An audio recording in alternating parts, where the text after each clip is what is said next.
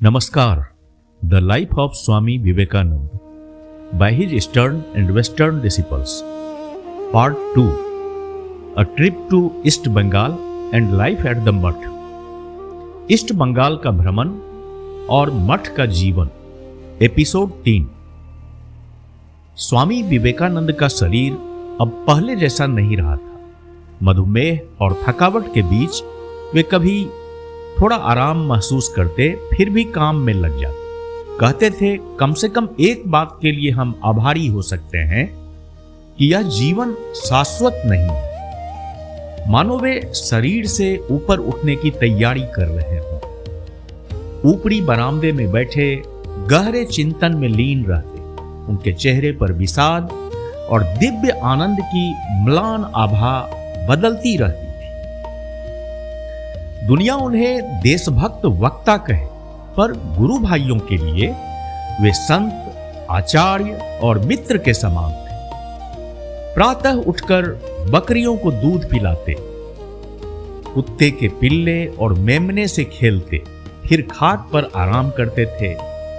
मठ के आम और नीम की घनी छाया उनका प्रिय विश्राम स्थल था, जहां पत्र देखना या ध्यान करना उन्हें शांति देता था। उनका कक्ष सादा था। दीवार पर गुरु रामकृष्ण की तस्वीर, लेखन टेबल पर पत्र पांडुलिपियां, यहीं उन्होंने अंतिम समाधि ली। आज वह कक्ष वैसे ही सुरक्षित रखा गया है जैसे वे अभी अभी उठकर चले गए। स्वामी जी शिष्यों के बीच सरलता और प्रेम से शासन करते थे। वे कीर्तन, गीत, वाद्य से प्रेरित करते, हंसी खुशी में डांटते और तुरंत प्रसन्न कर देते थे। एक अजेय चुंबक की भांति गुरु भाई उनकी ओर खींचे चले आते। सुबह उठकर सबको जगाते, नियमों का कड़ाई से पालन करवाते। रसोई, बगीचा, गाय की सेवा, हर काम उन्हें पवित्र लगता था। उन्होंने लिखा कि उनके कई रोग, ब्राइट्स डिजीज, डायबिटीज अब गायब हो गए थे। भले ही दम्मा के दौरे आते रहे, पर संयम से उनका सामना करते रहे। अंत में उन्होंने स्वीकार किया, अब मैं कुछ नहीं करता सिवाय खाने पीने, सोने और अपने शरीर की देखभाल। जीवन की क्षणिकता को समझकर स्वामी विवेकानंद अपने मठ के जीवन का अंतिम अध्याय भक्ति और शांति में जी रहे थे। स्वामी विवेकानंद की अद्भुत जीवन यात्रा का हिस्सा बनने के लिए इस भाग को अंत तक सुने। अगर आपको यह प्रयास अच्छा लगे तो कृपया लाइक, कमेंट और हमारे चैनल को सब्सक्राइब करें। जय स्वामी विवेकानंद। जैसा कि मधुमेह में होता है, उन्हें कभी कभी पीड़ा और थकावट से राहत मिल जाती और वे कुछ समय तक स्वस्थ अनुभव करते। विशेषकर उन समयों में उनके गुरु भाई और मित्र उनसे विश्राम करने की विनती करते, पर वे अधिक देर तक उनकी बात नहीं मानते। जिस मन ने पूरी दुनिया को शिक्षा दी थी, उसे रोकना पर्वत को हिलाने से भी कठिन था। साथ ही यह स्पष्ट था कि उनके भीतर स्वास्थ्य और जीवन को बनाए रखने की रुचि कम हो रही थी। उनके शिष्यों को अक्सर उनके ये शब्द याद आते, कम से कम एक बात के लिए हम आभारी हो सकते हैं, यह जीवन शाश्वत नहीं है। अपनी विचार शक्ति के बल से वे शरीर के बंधनों से स्वयं को ढीला कर रहे थे और वह समय नजदीक आ रहा था जब वे इसे पूर्णतः त्यागने वाले थे। स्वामी जी अक्सर मठ के ऊपरी बरामदे में बैठकर उत्तर की ओर देखा करते, जहां दक्षिणेश्वर के उस उपवन की अनेक स्मृतियों से घिरे वृक्षों के ऊपर से काली मंदिर के शिखर ऊंचे उठे हुए दिखाई देते।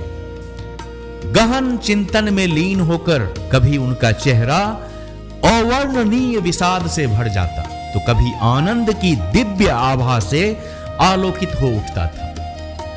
बाह्य दुनिया के लिए वे थे प्रसिद्ध विवेकानंद, वक्ता, शिक्षक, देशभक्त, लेकिन अपने गुरु भाइयों के लिए वे थे सन्यासी, संत, नेता, मित्र, पूज्य आचार्य श्री रामकृष्ण और पवित्र माता के पुत्र उनके सब कुछ।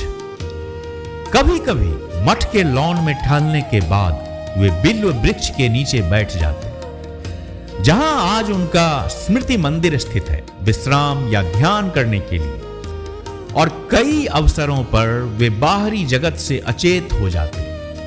उनका एक और प्रिय आसन था विशाल आम के वृक्ष के नीचे, जो श्री रामकृष्ण के मंदिर और मठ भवन के बीच के प्रांगण में था।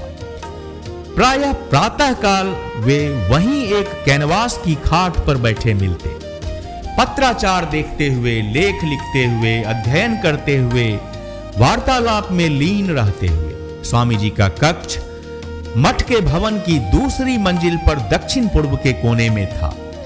यह एक बड़ा कक्ष था जिसमें 4 खिड़कियां और 3 द्वार थे। वही उनका अध्ययन कक्ष भी था, निवास स्थान भी। प्रवेश द्वार के दाहिनी ओर कोने में लगभग 5 फुट ऊंचा दर्पण रखा था और उससे थोड़ी दूरी पर उनके गेरुए वस्त्रों का रैक। कमरे के बीच में लोहे का पलंग था जिस पर एक स्प्रिंग वाला गद्दा बिछा था, जो उन्हें उनके किसी पश्चिमी शिष्य ने भेंट किया था, किंतु स्वामी जी उसे शायद ही प्रयोग करते। वे प्रायः फर्श पर साधारण बिस्तर पर सोना पसंद करते। कमरे की सज्जा में एक सोफा, एक घुटनों के लिए खाली जगह वाला लेखन टेबल, जिस पर पत्र, पांडुलिपियां, कलम, स्याही, कागज, ब्लॉटिंग पैड, कॉलबेल रखी रहती। धातु के पात्र में कुछ फूल, गुरु का एक चित्र, मृगचर्म का आसन और एक छोटी मेज जिस पर चीनी मिट्टी के चाय के प्याले, तस्तरियां और प्लेटें सजी रहती। ये सब वस्तुएं सम्मिलित थी। इनमें से अधिकांश उपहार उन्हें पश्चिमी शिष्यों ने दिए थे और अब मठ में बड़े यत्न से सुरक्षित रखे गए हैं।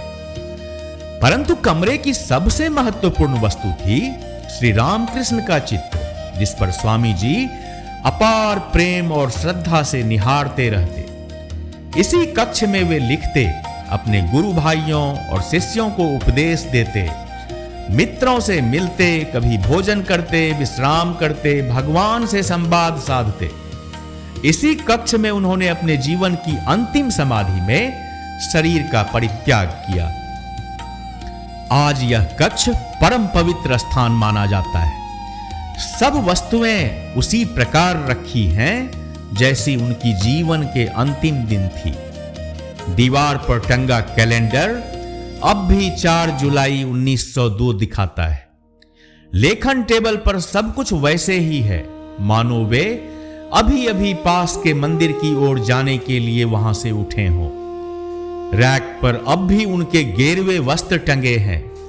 केवल दीवारों पर, सोफे और बिस्तरों पर स्वामी जी के चित्र रखे गए हैं और दीवार पर एक स्थान पर श्री रामकृष्ण का जीवन आकार का तेल चित्र भी स्थापित किया गया है। यह कक्ष ध्यान के लिए प्रयुक्त होता है। जो भी इसमें प्रवेश करता है श्रद्धा से सिर झुकाता है और अब तक असंख्य लोग इसे देखने आ चुके हैं, क्योंकि यह कक्ष उस करुणा, महानता और शक्ति की गवाही देता है जिनकी आत्मा ने अनेकों हृदयों में ज्वाला प्रज्वलित कर दी। स्वामी जी को मठ और उसके परिवेश से गहरा प्रेम था। उन्हें उसकी शांति और सौम्यता अत्यंत प्रिय थी। यद्यपि कभी कभी भाप जहाजों के सायरनों से वह भंग हो जाती थी, उन्हें अपना कक्ष प्रिय था और यात्राओं से लौटकर, यहां तक कि कलकत्ता से थोड़े समय की अनुपस्थिति के बाद भी उसमें लौटकर वे प्रसन्न होते। उन्हें अपने पालतू पशुओं से भी प्रेम था। इसका उल्लेख हम आगे करेंगे। और निस्संदेह उन्हें अपने गुरु भाइयों, शिष्यों और उन अनेक मित्रों तथा आगंतुकों से प्रेम था जो मठ में उनसे मिलने और उनके उपदेश को सुनने आते थे। किंतु कभी कभी वे एक अजीब मनस्थिति में पहुंच जाते, एकांत पर अड़े रहते, जब कोई भी उनके समीप जाने का साहस नहीं करता। वे घंटों अकेले ही रहते, मठ में इस काल के अपने जीवन के विषय में स्वामी जी ने 6 जुलाई 1901 को क्रिस्टीन ग्रीन स्टीडल को लिखा, मेरे पास सब कुछ एक झोंके में आता है। आज लेखन का झोंका आया है, इसलिए सबसे पहले तुम्हें कुछ पंक्तियां लिख रहा हूं। मिस मैक्लियोड जापान में है, वहां खूब आनंद ले रही हैं। मैं भी उनके पीछे गया होता, लेकिन खराब स्वास्थ्य, लंबी यात्रा से अरुचि आदि के कारण मैंने भारत में ही रहना पसंद किया। मैं यथासंभव नीरस बनने की कोशिश कर रहा हूं। मेरे पास कुछ बकरियां और भेड़ें हैं, एक हिरन और कई गायें भी, फिर फूलों की क्यारियां, मछलियों के तालाब और सब्जी बगीचे भी। मैं बहुत सुबह उठता हूं, अपनी बकरियों का दूध दोहता हूं, उन्हें चारा देता हूं।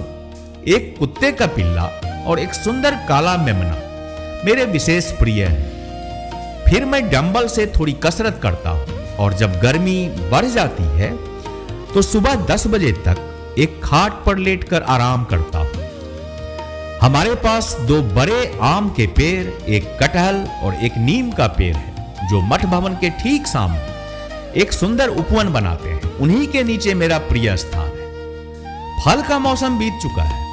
हम इन दोनों पेड़ों से कई हजार आम खा चुके हैं। कुछ कटहल अब भी बचे हैं। तुमने कभी कटहल देखा नहीं होगा। यह एक बहुत बड़ा फल होता है। इनमें से कुछ इतने विशाल होते हैं कि एक बहुत ताकतवर आदमी भी मुश्किल से उठा पाता है। जब ये बहुत बड़े हो जाते हैं तो जमीन के नीचे जड़ों पर उगते हैं, फिर धरती फट जाती है और उसकी खुशबू से पता चलता है कि फल कहां मिलेगा। यह मौसम उत्तम आमों का है। पूरी दुनिया में इन जैसे आम कहीं नहीं मिलते क्रिस्टीना।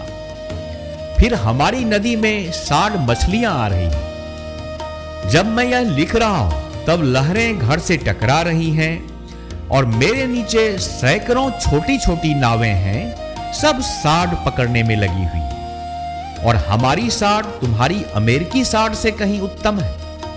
एकमात्र चीज जो मुझे परेशान करती है वह है इस विशाल नदी में लगातार ऊपर नीचे जाने वाले छोटे जहाज, बहुत शोर करते हैं। स्वामी जी सदैव सरल और निष्कपट थे। वे किसी औपचारिक अधिकार से नहीं, बल्कि अपने व्यक्तित्व और प्रेम की शक्ति से सब पर शासन करते थे। वे अपने गुरु भाइयों के साथ कीर्तन गाते या मठ की भूमि पर टहलते हुए गहन चिंतन में डूब जाते। उत्सव के दिनों में वे आध्यात्मिक साधना में उनके नेता बनते, उनके साथ वाद्य यंत्र बजाते, अपनी मधुर और रोमांचक वाणी से घंटों उनके साथ आध्यात्मिक आनंद में गाते रहते। वे मठ के जीवन का केंद्र थे। अपने गुरु भाइयों के साथ अक्सर हंसी मजाक करते, चिढ़ाते, हंसा देते, कभी कभी उपदेश देते, कठिनाइयों में सहायता करते, सदैव बड़े स्नेह से। कभी कभी उन्हें फटकार भी देते, किंतु दूसरों के सामने उन्हीं की बड़ी सराहना करते जिनको उन्होंने डांटा होता, क्योंकि वे सब गुरु के पुत्र थे और वे स्वयं को उन सब का सेवक मानते थे। वे एक अजेय चुंबक जैसे थे और उनके गुरु भाई लोहे की कणिकाओं की तरह उनकी ओर खींचे चले आते थे, बिना यह समझे कि क्यों, लेकिन सदैव प्रेमोन्मत्त होते हुए। स्वामी जी स्वयं प्रातःकाल जल्दी उठते और भोर में ही सन्यासियों को जगाते। वे चाहते थे कि मठ के नियमों का पालन कड़ाई से हो। किसी भी प्रकार का उल्लंघन उन्हें अप्रसन्न करता। वे सबको तपश्चर्या का अभ्यास कराते, लेकिन यह भी देखते कि वे अधिक कष्ट में ना पड़े। उनका स्नेह उन्हें कष्ट सहने नहीं देता था। मठ में चारों ओर उत्साह, सक्रियता, आध्यात्मिक उमंग और कठोर साधना का वातावरण रहता। उन्हें बगीचे, रसोई, मठ की गायों की देखभाल और सबसे साधारण काम भी अत्यंत महत्वपूर्ण लगते। वे स्वामी ब्रह्मानंद जी के साथ कभी कभी बच्चों की तरह गायों के चरागाह, उनके सब्जी तथा फूलों के बगीचे की सीमा को लेकर बहस करते और इस बात पर हंसी मजाक करते कि कौन सी गाय इधर उधर चली गई। वे रोटी बनाने में प्रयोग करते, तरह तरह की खमीर आजमाते, बार बार असफल होने पर भी निराश नहीं होते। वे मठ में अस्वस्थता का कारण शुद्ध पेयजल की कमी मानते थे, क्योंकि वर्षा ऋतु में नदी का पानी विशेषकर बहुत गंदा हो जाता था। साल भर शुद्ध पानी की व्यवस्था के लिए उन्होंने अपने गुरु भाइयों की मदद से आर्टिजियन कुआं खोदने का प्रयास किया और इसके लिए आवश्यक उपकरण भी मंगवाए।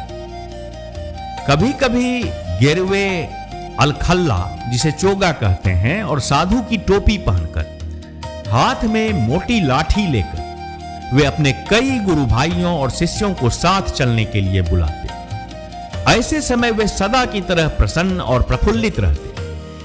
यद्यपि स्वामी जी ने 1901 की गर्मियों में कुछ हद तक स्वयं को विश्राम के लिए समर्पित कर दिया था, फिर भी उनका मन पूरी तरह योजनाओं से रिक्त नहीं था। वे पत्राचार के माध्यम से अपने गुरु भाइयों, शिष्यों और मित्रों से जुड़े रहे। 3 जून को उन्होंने स्वामी रामकृष्णानंद को लिखा, इन दिनों मेरा स्वास्थ्य कुछ बेहतर हो रहा है। क्या मद्रास में वर्षा आरंभ हो गई है? जब दक्षिण में थोड़ी वर्षा शुरू होगी तब मैं बंबई और पूना होते हुए मद्रास जा सकता हूं। वर्षा आरंभ होने पर शायद दक्षिण की भयंकर गर्मी कुछ कम हो जाए। जो भी हो, मैं कहता हूं कि तुम कुछ समय के लिए अपना कार्य रोक दो और सीधे मठ वापस आओ।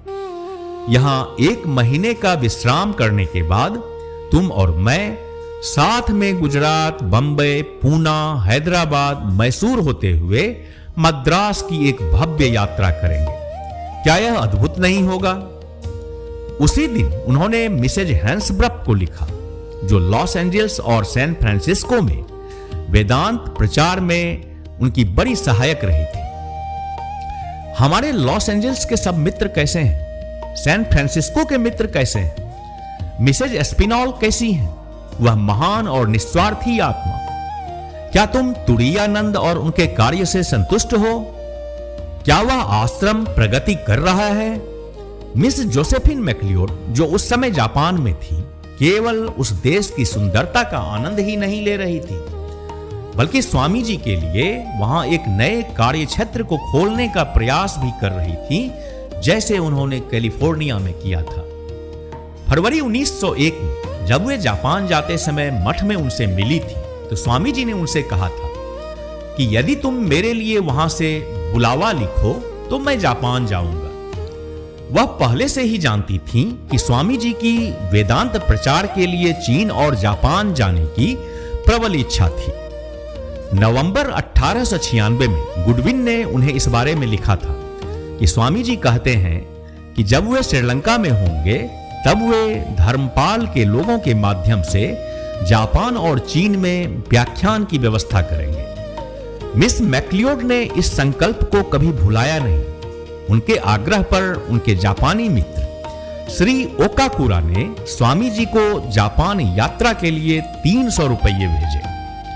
लेकिन 14 जून को स्वामी जी ने उन्हें लिखा, अब प्रिय जो, यदि मुझे इस बार जापान जाना है तो आवश्यक है कि मैं शारदानंद को अपने साथ ले जाऊं ताकि कार्य चलता रहे। साथ ही मुझे श्री मैक्सिम से ली हुआंग चांग के लिए वादा किया हुआ पत्र भी चाहिए। पर बाकी सब मां जानती है, मैं अभी भी अनिर्णित हूं। अभी अभी श्री ओकाकुरा से 300 रुपये का चेक और आमंत्रण मिला है। यह आकर्षक है, लेकिन मां सब जानती है। 4 दिन बाद उन्होंने फिर लिखा, मैं सचमुच आने की कोशिश कर रहा हूं, लेकिन तुम जानती हो 1 महीना आने में और 1 जाने में लगेगा और ठहरने के लिए कुछ ही दिन। फिर भी मैं पूरी कोशिश कर रहा हूं। केवल अत्यंत कमजोर सेहत, कुछ कानूनी मामले आदि के कारण थोड़ी देर हो सकती है। कुछ समय बाद उन्होंने उन्हें लिखा, मुझे असम में बहुत बुरी तरह स्वास्थ्य गति का आघात हुआ, जिससे मैं धीरे धीरे ठीक हो रहा हूं। बंबई के लोग प्रतीक्षा करते करते थक गए हैं। इस बार मुझे उनसे मिलना ही होगा। यदि इन सब के बावजूद भी तुम चाहो कि मैं आऊं, तो तुम्हारे लिखते ही मैं तुरंत रवाना हो जाऊं।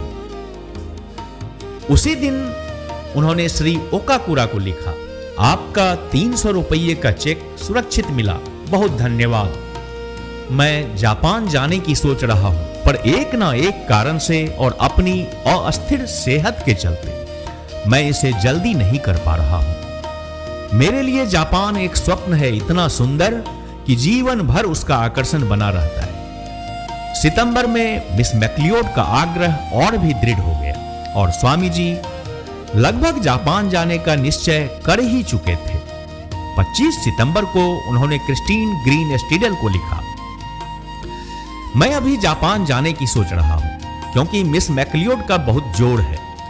शायद कुछ हो जाए, कौन जानता है। और जापान से अमेरिका की एक झलक लेना तो स्वाभाविक ही प्रतीत होता है। जब वे यह पत्र लिख ही रहे थे उसी समय उन्हें मिस मैक्लियोड का तार और पत्र मिला जिसमें फिर से जापान जाने का आग्रह था। इसलिए उन्होंने उसी पत्र में परिशिष्ट जोड़कर लिखा, वह इतना अधिक आग्रह कर रही हैं कि मैं जापान जाने की सोच रहा हूं। उस स्थिति में इस शीतकाल में हम अमेरिका पार करेंगे और वहां से इंग्लैंड जाएंगे।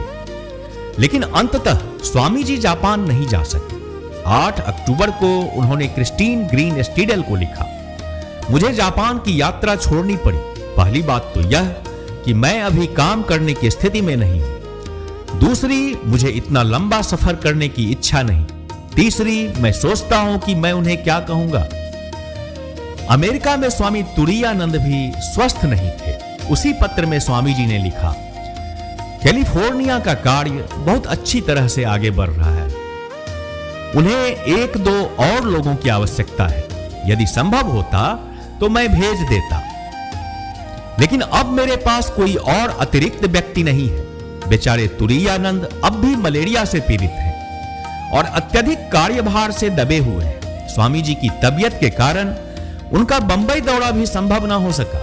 7 अगस्त को वे, उनकी बहन और श्रीमती बनर्जी मेल ट्रेन से दार्जिलिंग गए। स्वामी ब्रह्मानंद, त्रिगुणातीत और सच्चिदानंद उन्हें विदा करने के लिए सियालदह स्टेशन तक गए। 6 अगस्त को उन्होंने क्रिस्टीन ग्रीन स्टीडल को लिखा, मैं कल कुछ दिनों के लिए दार्जिलिंग जा रहा हूं। ऐसा प्रतीत होता है कि उस महीने के अंतिम सप्ताह में स्वामी जी वापस कलकत्ता लौटे। लौटने के बाद उन्होंने 27 अगस्त को मेरी हेल को लिखा, काश मेरी सेहत वैसी होती जैसी तुमने सोची थी। वास्तव में यह दिन प्रतिदिन बिगड़ती ही जा रही है और इसके साथ कई तरह की जटिलताएं और परेशानियां भी हैं। अब तो मैंने इस पर ध्यान देना ही छोड़ दिया है। मुझे मिसेज बुल या सिस्टर निवेदिता से कोई सीधा संदेश नहीं मिला है, लेकिन मिसेज सेवियर से नियमित पत्र मिलते रहते हैं। वे सब लोग अभी नॉर्वे में मिसेज बुल के गेस्ट हैं। एक तरह से मैं अब सेवानिवृत्त सा हो गया हूं। आंदोलन में क्या चल रहा है इस पर मैं अधिक ध्यान नहीं देता। फिर आंदोलन इतना बड़ा हो रहा है कि किसी एक व्यक्ति के लिए उसका पूरा ब्यौरा जानना संभव भी नहीं है। अब तो मैं कुछ भी नहीं करता सिवाय खाने पीने और सोने की कोशिश करने के। 2 सितंबर को स्वामी जी ने क्रिस्टीन ग्रीन स्टीडल को इस प्रकार लिखा, पिछले कुछ महीनों में मुझे 2 बार दम्मा का दौरा पड़ा और वह भी बंगाल के सबसे अधिक आर्द्र पर्वतीय स्थलों शिलोंग और दार्जिलिंग जाने से। अब मैं बंगाल के पहाड़ों की ओर बिल्कुल नहीं जाने वाला। जहां तक मेरा सवाल है, मैं बहुत प्रसन्न हूं। बेशक बंगाल में बीच बीच में दम्मा हो ही जाता है, लेकिन अब वह काबू में आता जा रहा है और भयानक बीमारियां, ब्राइट्स डिजीज और डायबिटीज तो पूरी तरह से गायब हो चुकी हैं। मुझे पूरा विश्वास है कि किसी भी शुष्क प्रदेश की जलवायु में रहने से दम्मा एकदम समाप्त हो जाएगा। दौरे के समय मेरा शरीर कमजोर हो जाता है, लेकिन उसके बाद मुझे चर्बी की कुछ परतें चढ़ाने में देर नहीं लगती। जय स्वामी विवेकानंद।